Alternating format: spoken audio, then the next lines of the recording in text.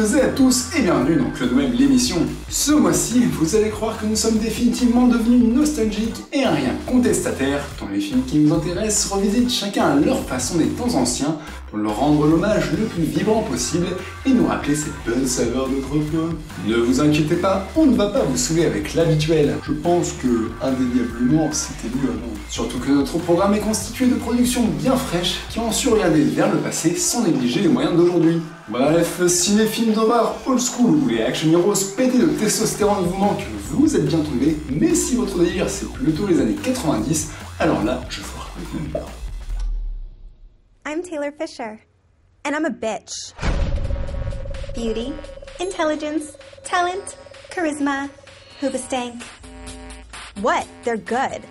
L'avantage des festivals et de leurs bons copains losers, le direct ou DVD, c'est qu'il y a une recette de petites perles qu'on n'attend pas au tournant et qui, sans prévenir, vous sortent de votre torpeur avec une telle force qu'on en demande. Bon, c'est sûr, c'est pas non plus toutes les semaines que ça arrive, mais quand on tire le bon numéro, c'est souvent pour le jackpot.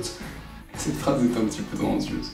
Si je vous parle de tout ça, ce n'est malheureusement pas pour célébrer la sortie d'un nouveau Christopher Smith en DVD, mais bel et bien pour vous parler de cette tuerie qu'est Detention, réalisé par Joseph Kahn. La première fois que nous avons eu affaire à Detention, c'était lors de la clôture du Paris International Fantastic Film Festival, dit le PIF, et autant dire qu'on ne partait pas vraiment euphorique. Déjà parce que la programmation était des plus décevantes tout du long, pour rester poli, mais surtout parce que Joseph Kahn, clipper émérite qui a travaillé aussi bien avec les Pussycat Dolls qu'avec U2 ou Eminem, n'avait pas brillé avec son premier film Torque. Bon alors là comme ça, je ne sais pas vraiment si vous vous souvenez de Torque, dont le sous-titre français était La Haute Saint-Flamme, mais en gros ça commençait comme un épisode de Fast and Furious avec des motos, pour finir en espèce de jeu vidéo psychédélique même géant, dans lequel on voyait notamment deux nanas se crêper le chignon en s'envoyant les roues de leur bécane dans la tronche. Je sais dit comme ça a l'air un petit peu foufou, mais vraiment il fallait le voir pour le croire.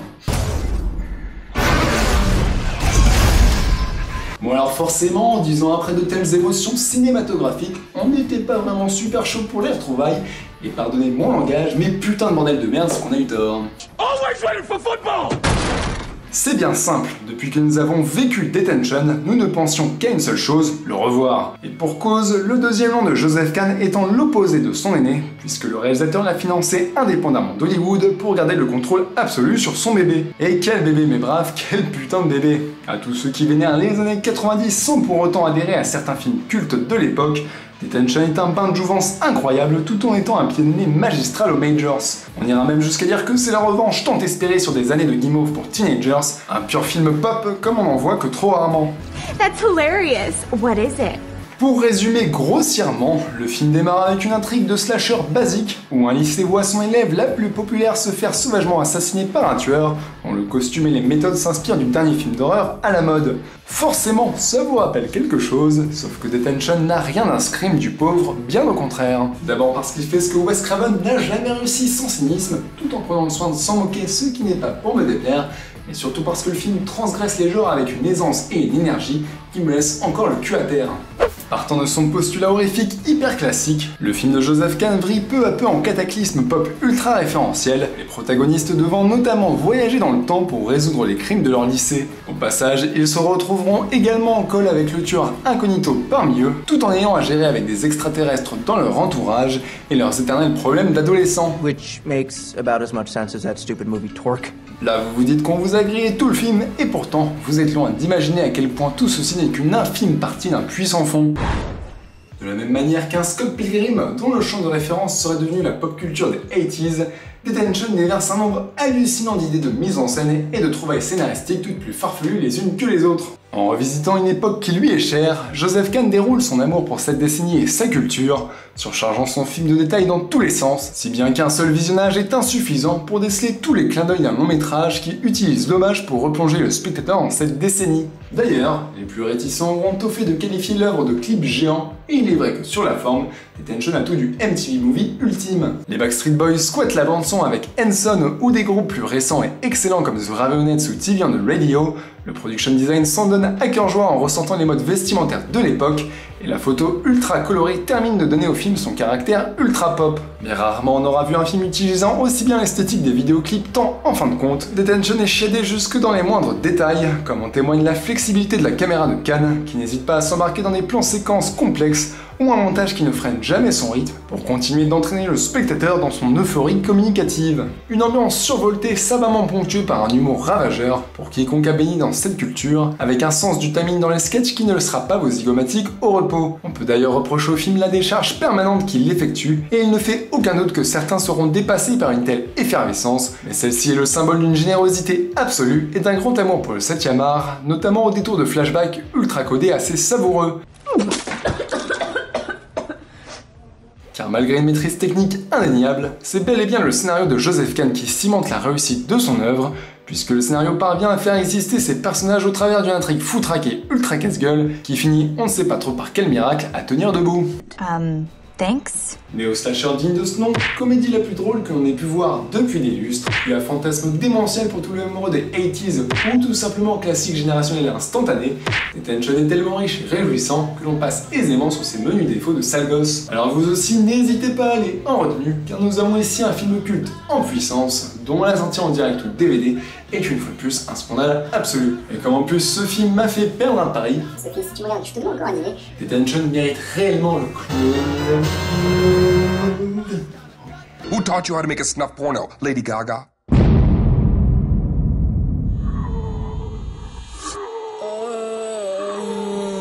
On quitte le slasher pour revenir à une forme de cinéma horrifique beaucoup plus old school et pourtant destinée à un public hyper large. Depuis que Tim Burton et surtout Henry Selick se sont dit que les films d'animation horrifiques permettaient de toucher les spectateurs de tout âge en donnant aux enfants leur première sang-froid au cinéma, ils ont imposé deux classiques avec l'étrange Noël de Monsieur Jack et le malencontreusement moins célébré Coraline. La succession est arrivée puisqu'avec l'étrange pouvoir de Norman ou Paranorman en version originale et moins pompeuse, le studio responsable de Coraline remet le couvert. C'est souvent la même rengaine, et comme chaque année donc, les meilleures œuvres ne sont pas les plus médiatisées. Le domaine de l'animation n'échappe pas à cette règle, et c'est donc aussi naturel que désespérant de voir les dernières âneries de Blue Sky ou DreamWorks truster les espaces publicitaires et le podium des entrées en salle. Sortant donc dans un anonymat relatif, Paranorman s'avère être pourtant le film en stop motion le plus ambitieux jamais produit, explosant même les standards de Hardman, les papas de Wallace et Gromit. Et le résultat est une splendeur qui risque de filer de l'urticaire à toute la profession quand on voit le travail accompli. N'y allons pas par quatre chemins, Paranorman est probablement le plus beau film en stop motion jamais réalisé. Oh yeah! Non seulement le film ne recule devant aucun défi et n'hésite pas à faire des scènes de foule ou autres séquences surchargées sur lesquelles les animateurs ont dû y laisser des cheveux, mais la réalisation est d'une fluidité et d'une mobilité encore plus impressionnantes que sur Coraline, qui avait déjà mis la barre très haut pour le médium. Rarement nous avions vu des marionnettes évoluer dans leur environnement avec un naturel aussi déconcertant, à croire que ces dernières étaient réellement en vie tant on pourrait presque y apercevoir leur respiration ou d'autres détails minutieux dans le genre. Devant une animation aussi déconcertante, le fait que la mise en scène multiplie les angles impossibles et les plans dingues serait presque inaperçu, mais ce serait faire fi d'une recherche artistique approfondie. Comment les auteurs du film ont ingurgité toute l'esthétique de films d'horreur mythiques pour en traduire la quintessence à l'image. Outre une multitude de clins d'œil directs, comme pour Halloween ou Vendredi 13, le découpage s'amuse à singer la caméra folle d'un Evil Dead sur quelques séquences, tout comme certains plans rappellent directement les classiques de Romero. Hey Norman, I don't get why zombies can only eat people. Is it some kind of allergy or something? I think it's more of an allegory, Neil. That's what I said.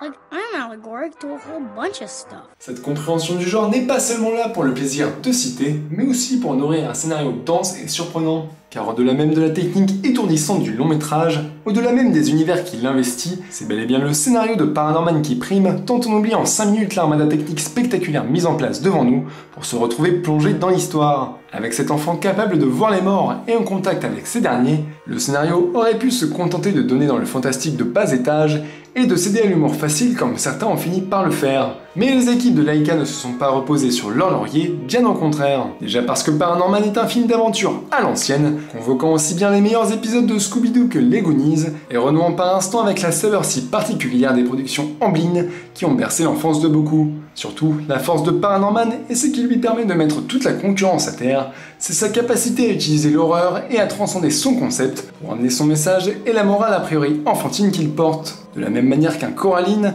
Les réalisateurs détournent progressivement les codes récurrents du film d'horreur et opèrent un retournement scénaristique malin, mais se permettant d'aller plus loin que le simple cadre du film enfantin pour donner une véritable pertinence au support de leur message. Ainsi, Paranorman s'offre de purs moments d'angoisse poisseuse et gothique, pour marquer au fer rouge la mémoire de ces chères têtes blondes, dans le but de maximiser l'impact d'une fin époustouflante, se permettant de vrais moments d'onirisme dont la splendeur n'a d'égal que l'évidence. Et c'est précisément ce qui distingue les grands films de la meute. Parce qu'ils ne cèdent jamais à la facilité, tout en étant un accomplissement formel flamboyant, à l'heure où même les meilleurs tombent dans la surenchère comique grasse, le dernier né des studios Laika s'impose d'emblée comme un classique de l'animation et comme son plus beau représentant américain de l'année. Alors malgré son exposition médiatique moindre et sa capacité à secouer vos mioches dans leur siège, ce qui forcément ne sera pas du coup de tout le monde, Paranorman mérite vraiment qu'on s'y attarde, qu'on ait 7 ou 77 ans. Et ça, franchement... Paranorman.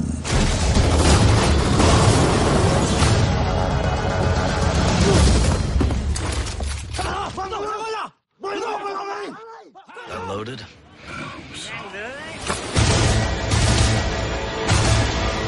Et nous voici dans la troisième partie de l'émission et on retrouve Alexandre. Nous n'avons pas vu depuis une NIF. Alexandre, ça fait un plaisir de te revoir. Ça fait plaisir de be back. Alors tu commences très très bien, puisqu'avec lui nous avons parlé de gens qui sont effectivement de retour. Il s'agit de Expendables 2. Alors si on part du fait que Expendables premier du nom était une déception, je dirais que Expendables 2 remonte la barre globalement. Il y avait une impression dans le premier que les personnages avaient conscience de ce qu'ils étaient. Ils étaient des héros sur le retour, c'est plus les 80s. On fait un film qui reprend les codes, voilà, qui est old school. On faisait un peu le pont avec un cinéma plus moderne dans l'action, quoi. Voilà, exactement. Je trouve que cette espèce de conscience ne se retrouve plus dans Expendables 2, qui rentre directement dans le film d'action brute et brutal, et qui finalement opère une différence de ton par rapport au premier. En fait, le film est peut-être rempli plus le cahier des charges vis-à-vis de ce qu'on pourrait attendre d'un Expendables, à savoir aujourd'hui, à l'époque, on est dans un film d'action hyper saccadé et plus propre, refaire un truc très old school, très bas du front dans le scénario, etc., mais où ça bourrine sévère, où c'est juste des mecs ultra baraqués qui vont péter la gueule à tout ce qu'ils voulaient. Pour le coup, ouais, ça remplit son cahier des charges, ça rentre dans le vif du sujet comme tu dis, l'introduction dure, je sais pas, 10 minutes, et c'est 10 minutes de fusillade, 10 minutes de charcutage, de headshot au sniper. Mais on a l'impression que c'est fait très mécaniquement quand même, que Simon West il est arrivé avec sa caméra et s'est dit bon voilà, pour faire quelque chose de lisible, il va falloir faire ci et ça, et les gens sont contents, quoi. Finalement, il n'y a pas de tentative de dépassement de ce qu'on peut faire avec ce genre de personnage. Peut-être que le film en fin de compte va directement à la facilité, quoi. C'est peut-être aussi pour ça qu'il est plus efficace, en accord avec ce qu'on peut en attendre. C'est vrai, il cherche pas à se prendre la tête. Je dis pas que le premier Expendables cherche à se prendre la tête, mais je pense que quand quelqu'un comme Stallone écrit un scénar, lui qui a vécu toute sa vie professionnelle en faisant un certain type de film, quand il écrit, après consciemment ou inconsciemment, il fait peut-être des choses avec ses personnages qui sont intéressantes vis-à-vis du genre. Il y avait cette idée en fait dans le premier de vraiment faire le dernier barreau d'honneur. Que sur celui-là, moi j'ai plus l'impression qu'en fin de compte c'est vraiment pour le délire de... On regroupe des légendes du cinéma d'action et on s'amuse, quoi. C'est vraiment... D'ailleurs le film vole pas très haut, quoi. C'est un film qui donne quand même énormément dans le fanservice, notamment en termes de répliques où on a beau cracher, par exemple, on dit que Joss Whedon fait du fanservice de bas étage. C'est pas le même champ de référence ici, mais ça reste un peu le même on fait des références hyper faciles qui sont identifiables par tous immédiatement et on se dit ah oui, effectivement c'était ça. Et bon, c'est drôle parce que c'est des mecs qui ont marqué ce cinéma-là et qui l'ont porté à eux seuls, mais finalement ça vole toujours pas très haut, donc ça fait plaisir si on aime ce genre de cinéma-là, mais c'est pas non plus incroyable dans l'écriture, quoi. C'est quand même hyper facile comme film. Non, je suis tout à fait d'accord, mais cette facilité, je trouve, elle détonne beaucoup avec le premier, comme tu dis, la recherche de phrases cultes tout le temps, en particulier quand Schwarzenegger et Bruce Willis sont à l'écran, ou même Chuck Norris.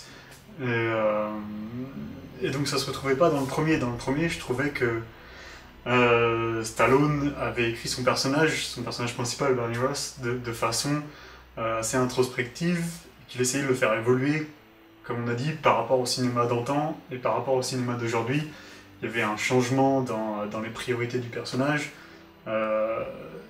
qui pour le coup est une régression dans Expendables 2, parce que à la fin du 1, on comprend que Barney Ross, il a fait son dernier barreau d'honneur et il a fait quelque chose de bien.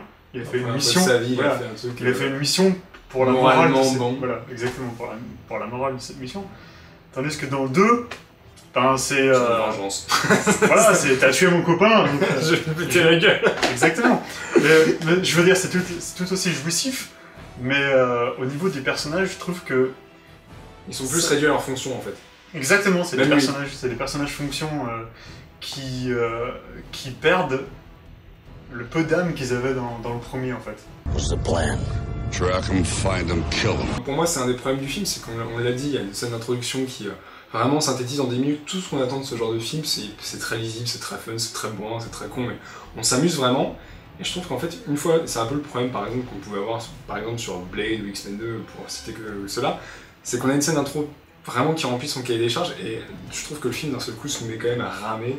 On sent qu'après tout, il cherche un peu à retrouver le feu sacré, à repartir vraiment, la mécanique met un peu de temps à repartir par la suite du film, quoi. Tu sens qu'en fait ils sont un peu comme les personnages dans le film, finalement en fait, ils se cherchent un peu, quoi, ils savent pas vraiment où aller, donc évidemment t'as des petits sketchs et des apparitions dans le film qui ponctuent ça, mais je trouve que le film en fait met du temps... Ça se fait étape par étape. Ce que tu veux dire, c'est qu'il n'y a pas une forte cohérence entre chaque scène, si tu veux, il n'y a pas un fil rouge qui pourrait harmoniser... Voilà, c'est que le film démarre de manière hyper intense, et on met beaucoup de temps à retrouver cette intensité, on la retrouve à la fin. Ouais. Ceci dit, la scène dans le village où il rencontre le village de femmes, ça donne lieu à, je pense, une des scènes les plus stylisées du film, la scène qu'on peut apercevoir dans la bande-annonce, où Statham est déguisé en prêtre. Ou en moine, et ouais, enfin, qui a une soutane. Exactement, et finalement, se fume 5 ou 6 mecs, lui tout seul, avec ses couteaux préférés. Old school. Voilà, exactement, old school.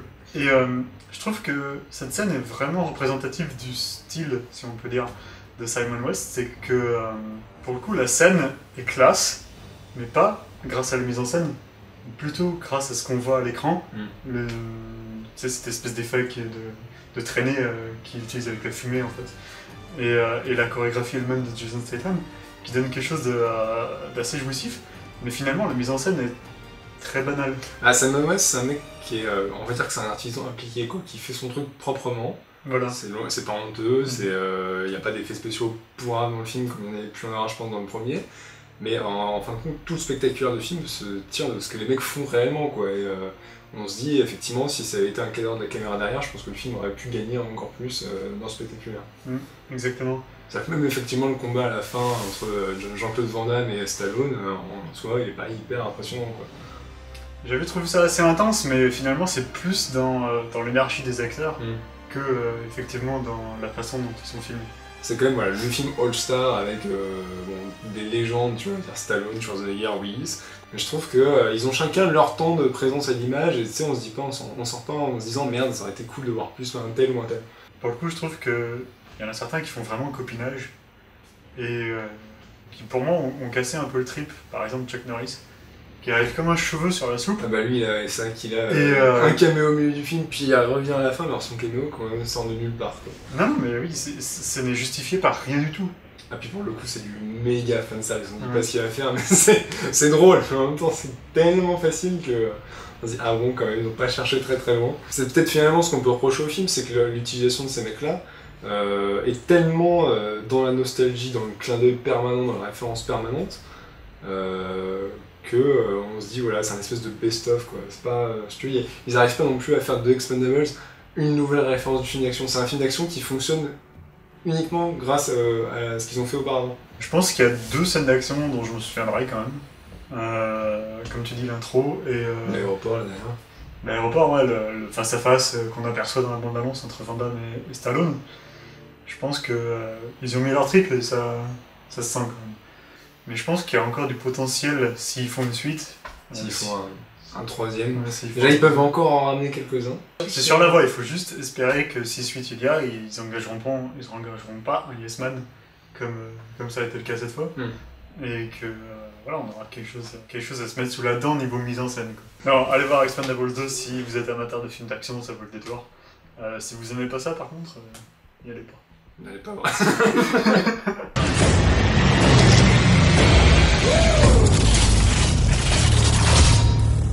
Et c'est la fin de cette émission du mois d'août dans laquelle on vous aura parlé de 2 films que le même approuve et c'est ça la classe. Le premier c'était évidemment Detention et c'est une honte qu'il ne sorte pas en salle. Donc vraiment vengez Joseph Kahn si vous êtes né dans les années 90, si vous avez kiffé la culture des années 90 et si vous voulez voir une excellente comédie qui met à pêche, allez-vous acheter Detention en Blu-ray, en DVD, on s'en fout, achetez-le, c'est une bombe atomique.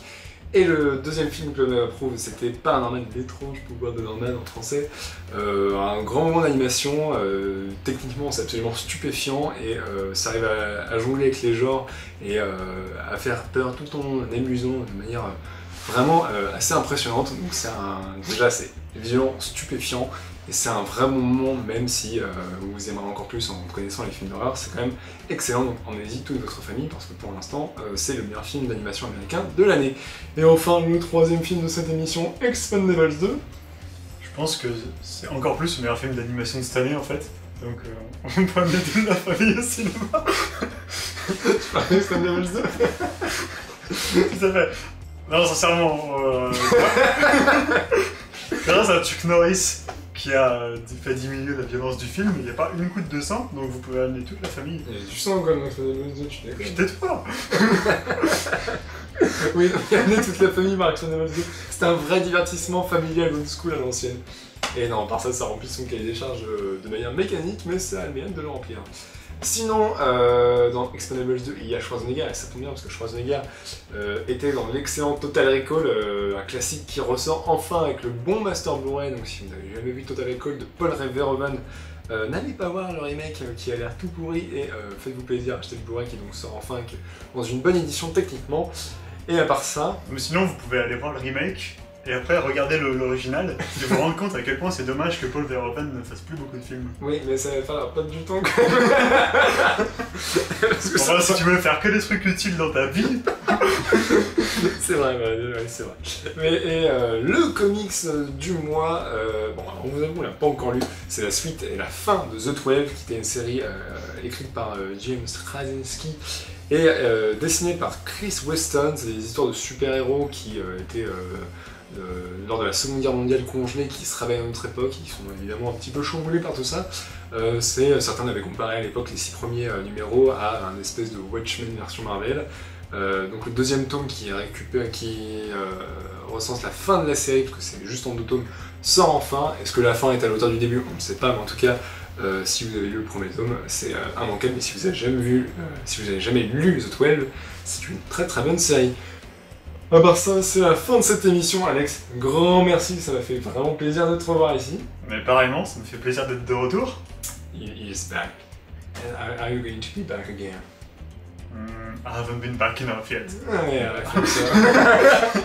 Donc on te revoit très très vite, et d'ici là, portez-vous bien, allez au cinéma. Et d'ici là, ciao. Mangez des sushis. Mangez des sushis. Moi je rêve de voir Nicolas Cage dans Expendables 3. Bah Nicolas Cage il pourrait jouer dans Expendables 3 mais il faudrait qu'il meure à l'ouverture du film.